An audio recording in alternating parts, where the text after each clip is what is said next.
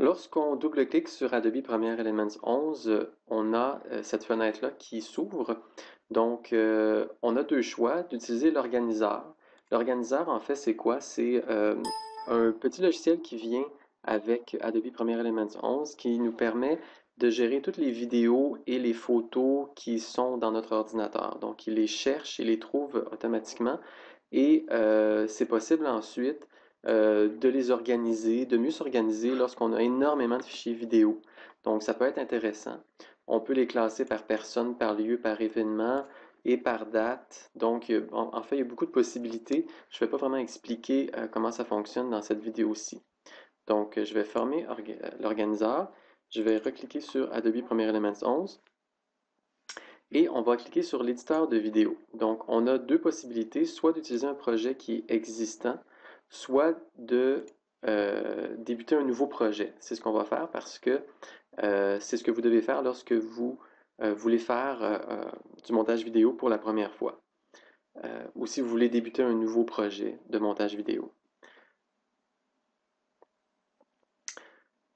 Alors, ça prend toujours un petit peu de temps, mais quand même, c'est assez rapide.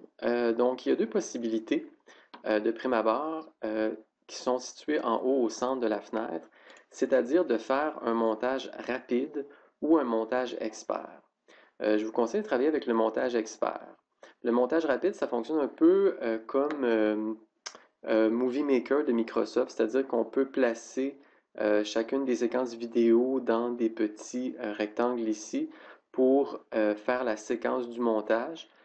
Par contre, c'est plus difficile de travailler ensuite sur le découpage. C'est possible de le faire, mais moi, j'aime beaucoup mieux travailler avec le mode expert, qui ressemble en fait à tout bon logiciel de montage vidéo digne de ce nom. D'accord. Alors, on va regarder un peu l'ensemble de la fenêtre. Il y a beaucoup de choses avec Adobe Premiere Elements, mais en fait, on n'utilise pas toutes les possibilités parce que il y en a une très grande, il y a un très grand nombre de possibilités et il y a beaucoup de choses avec lesquelles on n'a pas nécessairement besoin de travailler, surtout lorsqu'on fait du reportage ou des entrevues. Donc voilà. Donc on va regarder rapidement les éléments de la fenêtre. Donc on a le menu principal situé en haut. On a ici un autre menu qui est dans la barre grise. Certains réglages que l'on peut faire ici en haut à droite. Donc en bas de la fenêtre, on a la barre d'action qui nous permet d'ajouter énormément d'éléments dans les différentes pistes avec lesquelles on va travailler pour faire le montage du vidéo. Donc voilà, écoutez, je ne passerai pas en revue chacun des menus, ça prendrait beaucoup trop de temps. On va y aller plus avec ce qui nous concerne, c'est-à-dire débuter le montage vidéo d'une entrevue ou d'un reportage. La première chose qu'on va aller faire, c'est d'enregistrer au bon endroit le fichier de notre montage vidéo.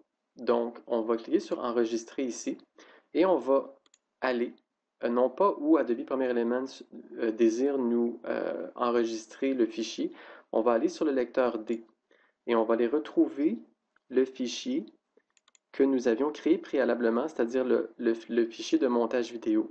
Donc, je vais ici donner un titre approprié, c'est-à-dire, donc, je vais juste monter ça ici, montage vidéo, Pauline Marois, et je fais enregistrer. Donc ça, c'est très important parce que il faut vraiment enregistrer au bon endroit dès le début le fichier de montage de notre vidéo.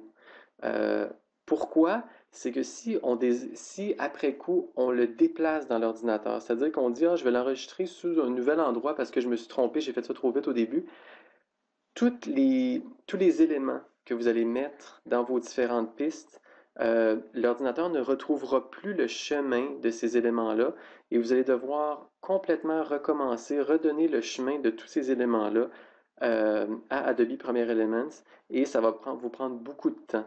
Donc, c'est beaucoup mieux d'enregistrer au bon endroit dès le début, comme ça, il n'y aura pas de problème plus tard lorsque vous allez vouloir retravailler sur votre montage. Parce que c'est très rare qu'on peut faire un montage vidéo d'un seul coup, ça prend plusieurs heures habituellement. Donc voilà pour l'enregistrement. Une fois que l'enregistrement est fait au bon endroit, c'est le temps d'ajouter les fichiers vidéo à au montage. Donc, pour ce faire, vous devez cliquer ici sur Ajouter le média. Et bon, il y a plusieurs possibilités. Ici, on pourrait aller dans l'organiseur. On pourrait aussi aller directement sur une caméra réflexe ou une caméra vidéo qui serait branchée à l'ordinateur. Mais nous, comme on a déjà téléchargé dans l'ordinateur les fichiers, on va aller les chercher avec le dernier item en bas qui s'appelle Fichiers et dossiers. Donc, je vais aller directement sur mon disque dur D, entrevue Pauline Marois, et je vais commencer avec la caméra 1. On commence toujours avec la caméra 1, qui est la caméra principale de notre tournage. Et ici, je vais commencer avec l'introduction. Donc, je vais télécharger l'introduction. Et lorsque j'ai téléchargé l'introduction, elle se retrouve dans les ressources du projet. Donc, je suis parti d'ici. Et ensuite, Adobe Premiere Elements intègre ce fichier-là à cet endroit-là dans les ressources du projet. Donc, c'est possible pour moi après ça de l'utiliser. D'accord? Donc là, je vais tous les mettre parce que je vais tous avoir à les utiliser. Donc, je vais venir tous les sélectionner. Et je vais cliquer sur Ouvrir. Alors là, j'ai intégré tous les fichiers vidéo de la caméra 1 aux ressources du projet. Donc, si vous voyez en bas à droite ici, Adobe Premiere Elements est en train de télécharger à même les ressources du projet du logiciel ces fichiers vidéo-là. Donc, ça prend toujours un petit peu de temps, mais c'est pas très long. Donc voilà, alors les fichiers sont en train de se télécharger et ils sont maintenant disponibles pour être intégrés aux différentes pistes du montage. Donc voilà pour la caméra 1. On ne va pas aller tout de suite aller chercher les vidéos de la caméra 2. On va attendre un petit peu plus tard. Donc vous voyez qu'ici en bas à droite, il n'y a plus d'action de téléchargement du logiciel. Donc ça veut dire que les vidéos sont maintenant intégrées. Donc c'est possible pour moi de cliquer sur ce bouton ici pour faire disparaître la fenêtre et en cliquant, ça va réapparaître.